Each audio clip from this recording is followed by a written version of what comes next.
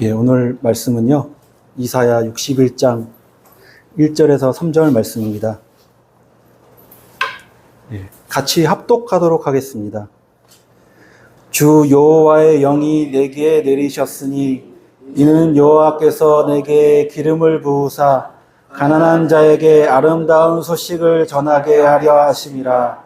나를 보내사 마음이 상한 자를 고치며 포로된 자에게 자유를, 갇힌 자에게 노임을 선포하며 여호와의 은혜의 해와 우리 하나님의 보복의 날을 선포하여 모든 슬픈 자를 위로하되 무릇 시온에서 슬퍼하는 자에게 화관을 주어 그 죄를 대신하며 기쁨의 기름으로 그 슬픔을 대신하며 찬송의 옷으로 그 근심을 대신하시고 그들이 의의 나무 곧 여호와께서 심으신 그 영광을 나타낼 자라 일컬음을 받게 하려 하심이라.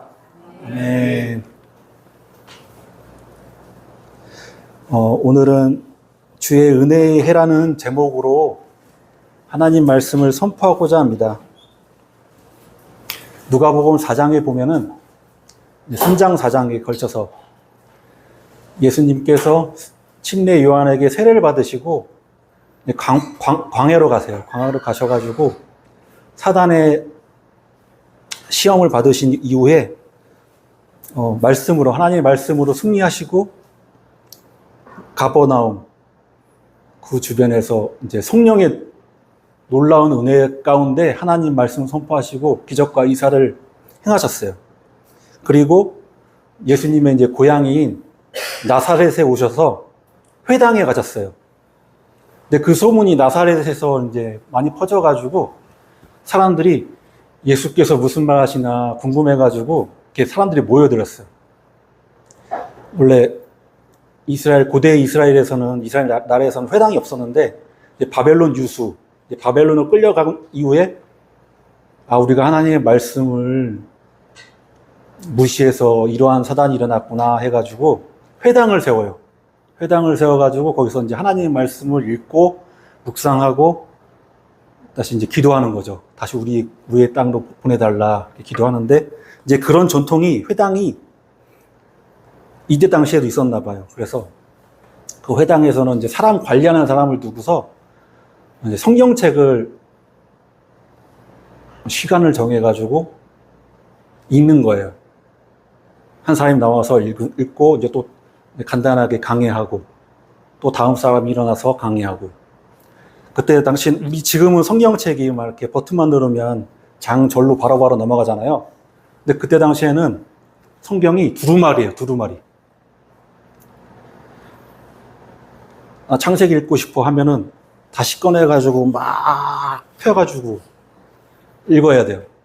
근데 이 놀라운 기적인지 아니면 하나님의 역사하심인지 아니면 예수님께서 그때에 맞춰서 오셨는지 마침 이사야 61장 1절에서 3절 말씀을 읽을 그 타이밍에 예수님이 딱 올라오셔요. 올라오신 다음에 우리가 읽었던 합독했던 이 성경 구절을 읽으신 이후에 이 말씀이 너희 귀에 들린 그 순간 이루어졌다. 이 말씀은 뭐예요? 내가 메시아다. 내가 하나님의 아들이다.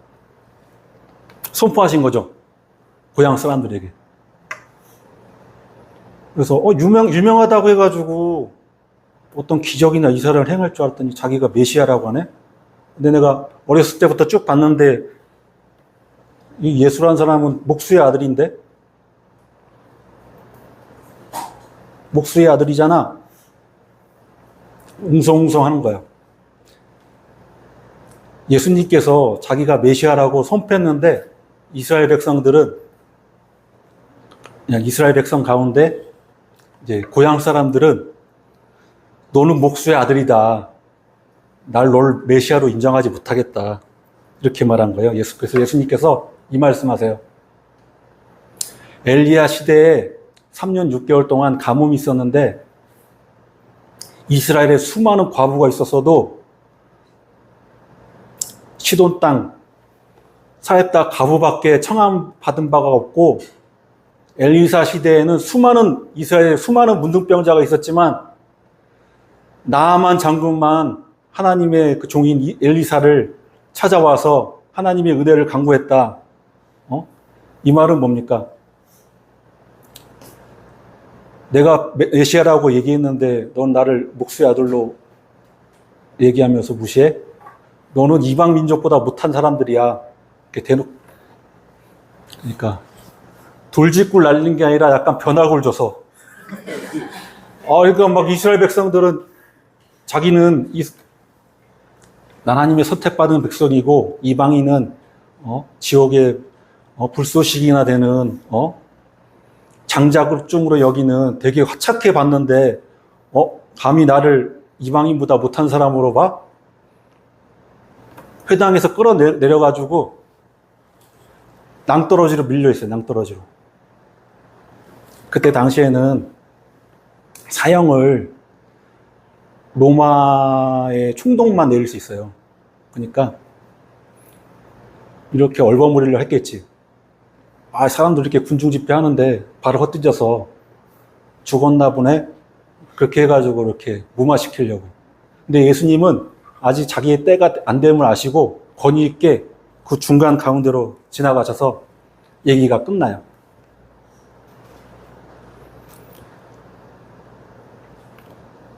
이렇게 이제 전후사정이 되는 거죠. 1절에 그러니까 마태복음 13장 17절에 예수님께서 이런 말씀하세요. 내가 진실로 너희에게 이르노니 많은 선지자와 의인이 너희가 보는 것을 보고자 하여도 보지 못하였고 너희가 듣는 것을 듣고자 하여도 듣지 못하였느니라. 구약의 많은 선지자와 많은 그 위정 같은 그 하나님 백성들이 메시아를 보고자 되게 간절히 기도했지만은 보지 못했어요. 근데 정작 메시아가 내가 메시아다 하고 딱 오니까 다 멸시하네. 안타까워서 하신 말씀이시겠죠, 예수님께서. 네, 한 구절 한 구절 한번 짚고 넘어가겠습니다. 1절에 주 여호와의 영이 내게 내리셨으니 이는 여호와께서 내게 기름을 부으사. 여호와의 영이 내렸다는 것은 여호와께서 기름 부으셨다는 거죠. 예수님께서 침례 요한에게 침례를 받으러 오셨어요. 그러니까 침례 요한은 이제 구약과 신약의 딱 중간에 있는 사람이에요. 구약과 신약의 발을 한 발씩 한 발씩 거치고 있는 사람이에요. 마지막 선지자이자 제사장으로서 이렇게 말하죠.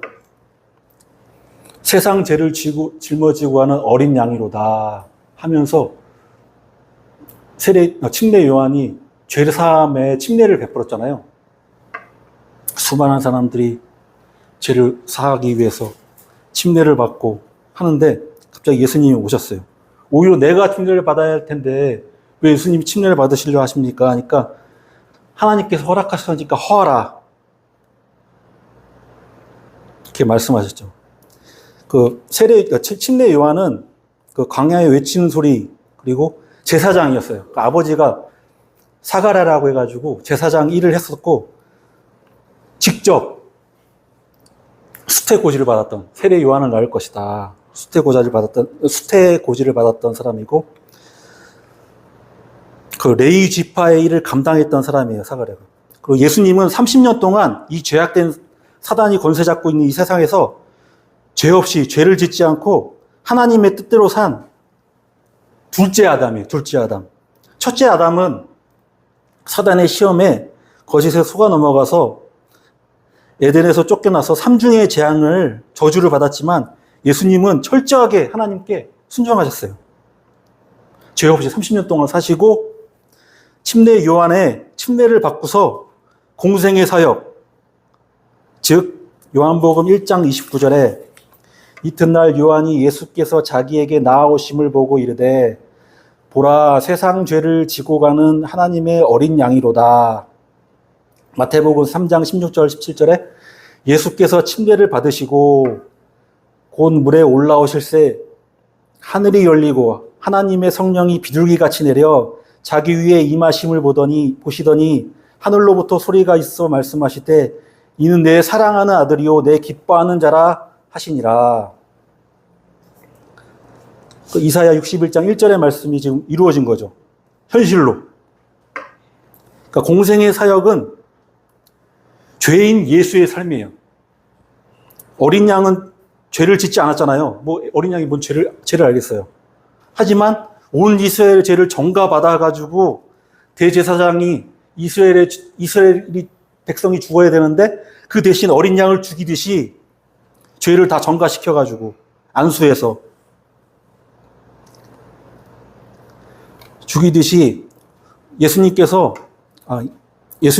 죄를 짓지 않으셨으나 온 세상 인류의 죄를 뒤집어 쓰신 죄인이 되었고 십자가에 달려 돌아가셨습니다. 십자가에 죽으신 이유는 우리를 죄에서 구원하시고 삼중재앙에 고통받는 백성을 삼중축복으로 회복시키기 위해서 십자가에 달리셨습니다.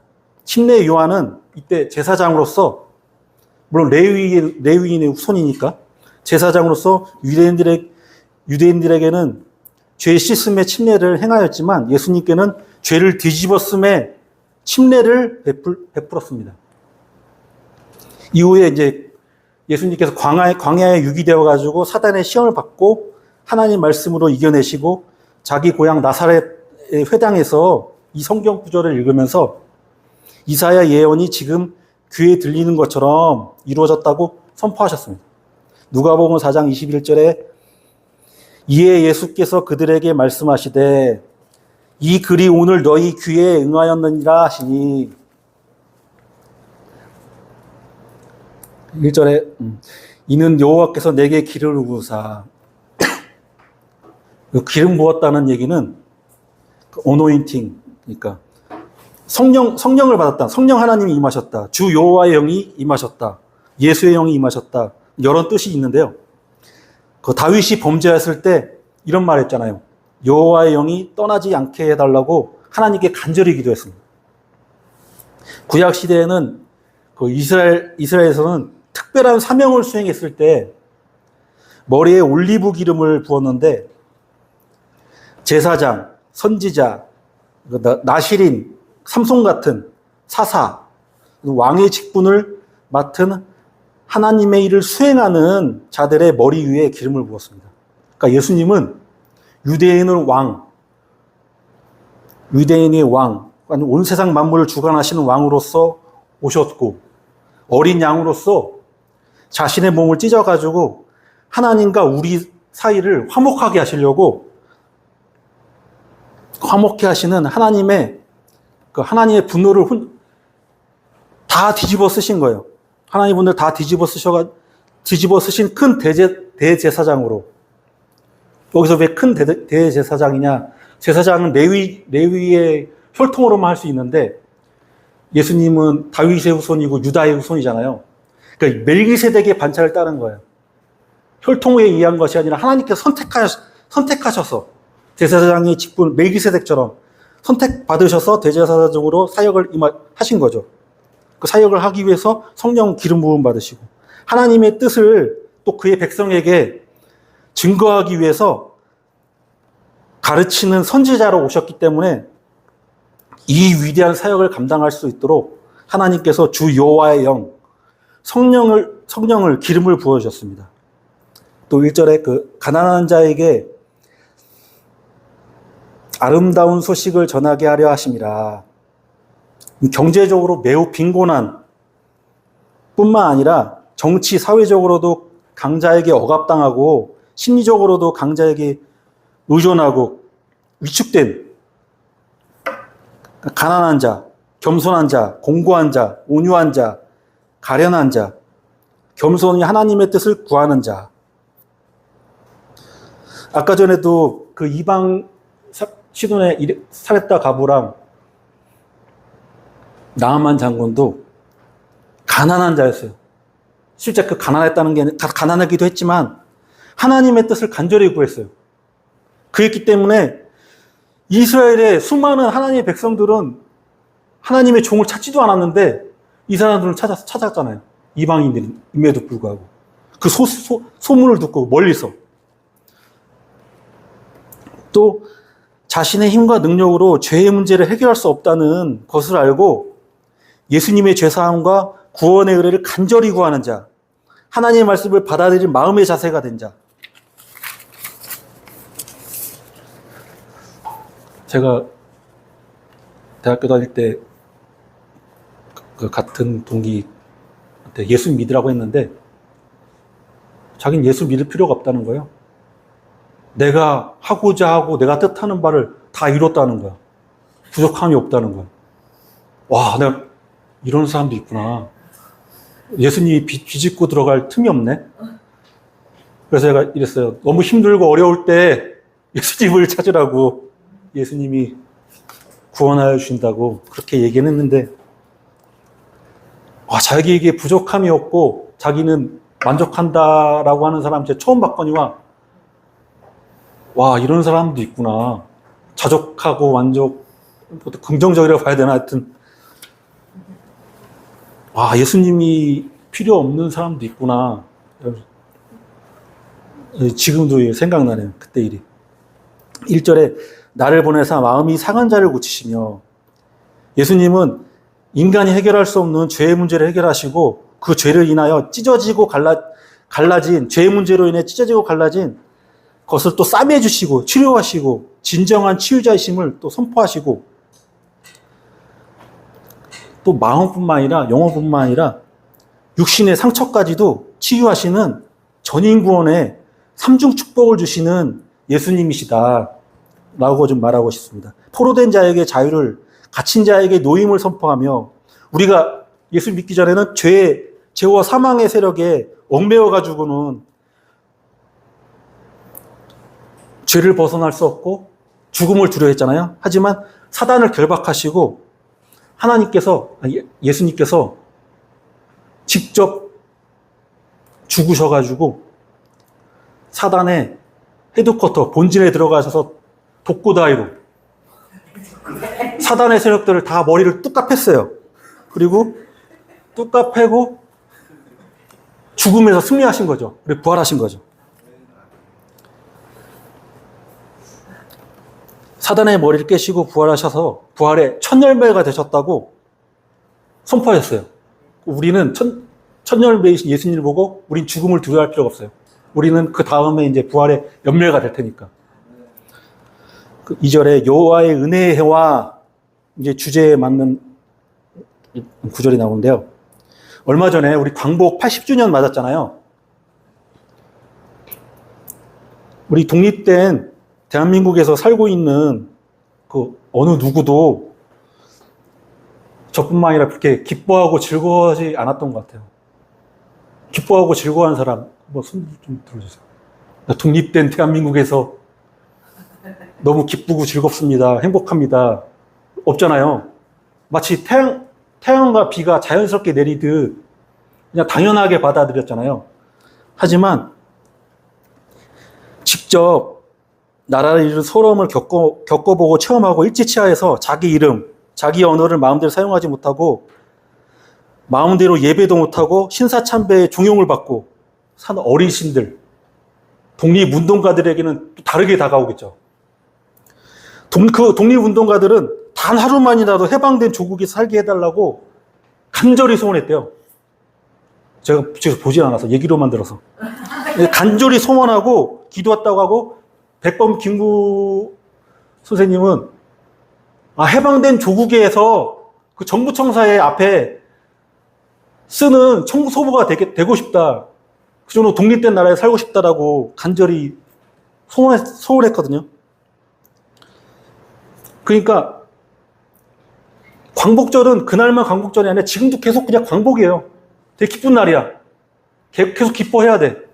우리 독립운동가 입장에서는. 근데 우린 너무 당연하게 생각하니까 그냥 거저 주어진 것처럼, 거저 주어진 은혜처럼 이렇게 느끼고 있잖아요.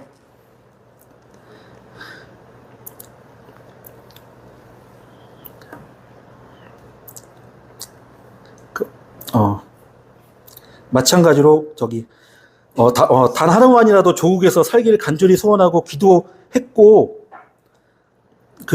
기도했고, 믿음의 선진들은 해방된 조국에서 자유롭게 하나님께 예배하는 날이 오기를 간절히 소원하고 기도했고, 그 기도가 이루어졌어요. 근데 고대 이스라엘에 희년이라는 제도가 있었거든요. 희년. 7년을 곱하기 7년 지나면 77에 49잖아요. 그 다음 해가 희년이야.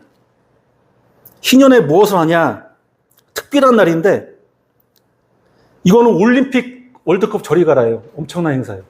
올림픽 월드컵은 4년마다 하지만 이건 100년에 2번이에요. 2번. 토지 반환. 그러니까 팔렸던 토지가 원래의 주인에게 가는 거예요.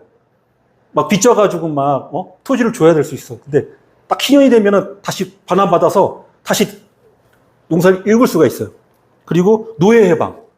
그러니까 빚 때문에 빚을 못 갚아서 대신 집에 들어가서 노동일을 하는 거죠. 그 사람들도 자유와 해방을 맞이하는 날이에요. 희년이. 그리고 빚탕감. 모든 빚이 다 사라졌어요. 이게 희년인데, 기쁜 날인데, 그러니까 땅은 근본적으로 하나님의 것이고, 우리는 대신 그걸 관리하는 청직일 뿐만이라는 것을 하나님께서 알려주시기 위해서 이런 제도를 만드셨는데, 가난한 자들이 다시 일어설 기회를 얻고 사회 불평등이 심화되는 것을 막는 역할을 했다고 합니다. 한데 이스라엘 백성들은 과연 이걸 잘 지켰을까? 인간의 욕심과 탐욕 때문에 잘 안 지켰어요. 잘 안 지켰어요.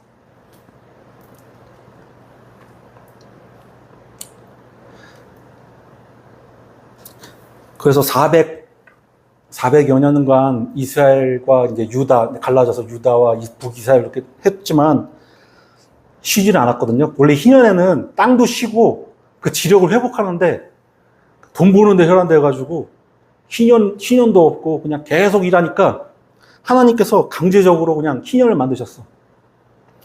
70년 동안 바벨론의 포로가 되게 하셔가지고 땅을 그냥 70년 동안 강제로 쉬게 하십니다. 바벨론에 의해서 유수 옹교짐을 받았어요. 푹 쉬게 하시고 강제로 공평하게 모두 이방인이 되는 역사가 일어난 거죠. 공평하게 부의 재분배가 이루어진 거죠. 강제적으로. 하나님의 말씀에 순종하지 않으니 강제로 하나님께서 순종하게 만드신 거죠. 광복 이후 매일매일 해방된 조국에서 사는 기쁨을 누리듯이 예수 그리스도로 말미암아 은혜를 전파하게 하려 하십니다. 매일매일이 희년이야. 예수님 십자가에 달려서 돌아가시고 부활하신 이후로 매일매일이 기쁜 날이에요.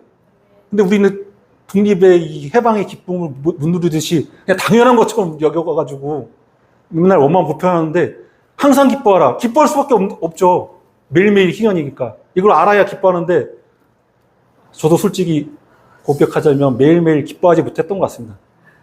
기뻐해야 될, 그리고 독립된 나라에서 살고 있고, 물론 여와 야가 나눠서 막 싸우고 있고 막 꼴 보기 싫지만 그래도 일본인이 다스리는 게 아니라 그래도 우리 같은 민족이 다스리잖아요. 긍정적으로 바라보고 기뻐해야 될 것 같습니다. 은혜가 매일매일, 그러니까 우리들이 영혼이 잘 되고 범사에 잘 되고 강건하게 하는 은혜가 매일매일 일어나는 기쁨의 날이니까 우리는 항상 기뻐해야 됩니다. 그리고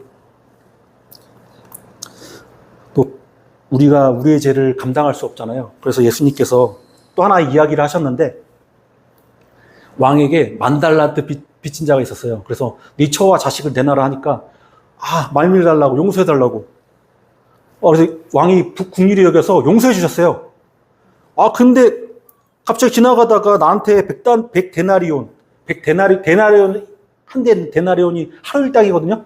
15만 원. 그 100데나리온이면 1,500만 원이야. 계산해보니까 제가 인공지능에 물어보니까요. 1,500만 원이래요. 현재 시세로. 근데 1달란트가 6,000데나리온이니까 10,000달란트가 계산해보니까 9조 원이야. 그러니까 9조 원이라는 돈을 우리가 갚을 수가 없는 거야. 예수 그리스도의 보혈의 능력 외에는 우리의 죄를 갚을 길이 없어요. 근데 왜 너는 용서 안 하니? 내 이웃의 형제의 죄를 용서해야죠. 예. 또 2절에 보면은 하나님의 보복의 날을 선포하며, 누가복음에는 안 나오는데 이사야서에서는 보복의 날을 선포해요. 은혜의 날과 보복의 날은 동시에 와요. 뭐냐면 노아의 방주. 예를 들면 방주는 예수님을 상징하잖아요. 방주 안에 거하는 사람, 노아의 가족들은 은혜 안에 거해서 하나님의 때 막 비가 내렸을 때, 홍수가 닥쳤을 때 은혜 안에 거했기 때문에 살았지만은 은혜 안에 거하지 못한 많은 사람들은 심판을 당하게 돼요. 또 홍해를 건널 때 동풍, 그 루아흐, 동풍, 바람을 루아흐라고 하는데 또 성령도 루아흐라고 하잖아요. 성령의 바람이 불어가지고 생명의 길, 생명의 길, 예수님이 드러났을 때 이스라엘 백성들은 무사히 지나가요. 근데 성령의 바람이 사라지니까 생명의 길을 지나가던 애굽의 군마와 병거들이 생명의 길인 줄 알았는데 그 자리가 죽음의 길이 된 거예요. 이스라엘 백성이, 그러니까 이스라엘의 모든 군대를 그동안 당했으면은 도저히 하나님 못 이기겠다, 보내줘야지, 이런 마음을 가졌으면 될 텐데 하나님은 계속 완고한 마음을 심어가지고 하나님은 계획하셨던 거예요. 뭐냐, 이스라엘의 상처, 트라우마, 그 애국 군대가 이스라엘의 백성의 상처와 트라우마와 수치와 부끄러움과 치욕과 모욕, 여하튼 기분 상한 모든 것을 하나님께서 홍해에 그냥 다 묻어버렸어요. 홍해를 지나가는 것은 침례를 의미하는데, 과거에 죄인된 옛사람이 죽고서 예수 그리스도 안에서 새 사람으로 다시 태어나가지고 은혜의 해를 누리고 기쁨으로 하나님께 찬양과 영광을 올리며 선한 열매를 맺는 삶을 살길 원하시고, 하나님께서 그렇게 살길 원하시고 또 그렇게 살아야 되겠습니다. 그러니까 예수 그리스도를 믿는 자들에게는 예수님이 보물인데, 아까 그 예수님을 목수의 아들 아니냐, 메시아로 받아들였으면 살 텐데 목수의 아들로 바라보니까, 메시아로 인정 안 하니까 그들에게는, 믿지 않는 자들에게는 거치는 바위와 걸림돌이 됐어요. 걸림돌, 넘어지게 해서 코가 깨지고 거치는 바위가 장애물 된 거야, 장애물. 마치 애굽의 군마가 다 홍해에 죽은 것처럼 다 죽음에 처하게 되는 거예요. 그러니까 예수 그리스도는 양면을 갖고 있어요. 믿는 자에게는 구원해 주지만 심판날 모든 사람이 다 가게 되거든요. 우리 예수 그리스도의 보혈이 이렇게 발려 있으니까 하나님의 자녀구나 하고 딱 이렇게 오른쪽으로 가. 근데 예수 그리스도를 부인하고 무시했던 사람들은 다 왼쪽으로 용서 취급을 받는 거죠. 심판주, 되게 두려운 상황에 맞닥뜨리게 되는 거죠. 예수님께서 모든 죄를 사하시고 상처를 치유하시고 트라우마를 제거하셨는데, 이런 사람이 있어요. 홍해에서 애국 군대의 시신이 홍해 강변 가운데 이렇게 흘러나오는데 굳이 그걸 끄집어내가지고 막 막대기로 건드려보고 막 죽었나 살았나, 과거의 상처를 막 끄집어내고 막, 뭐하러 그래요? 이미 죽었는데. 과거는 다 잊어버리고 밝은 은혜의 해, 하나님의 은혜 온전히 누리시기를 나사렛 예수 그리스도의 이름으로 축복합니다. 네. 결말을 맺겠습니다. 짧게 하려고 했는데 이게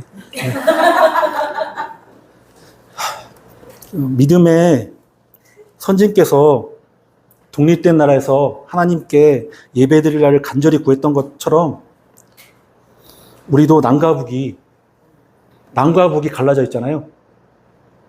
어떻게 보면 허리가 잘라지는 거야. 위하고 다리가 막 따로 놀아. 이건 정상적인 모습이 아니거든요. 우리는 기도할 제목이 있어요.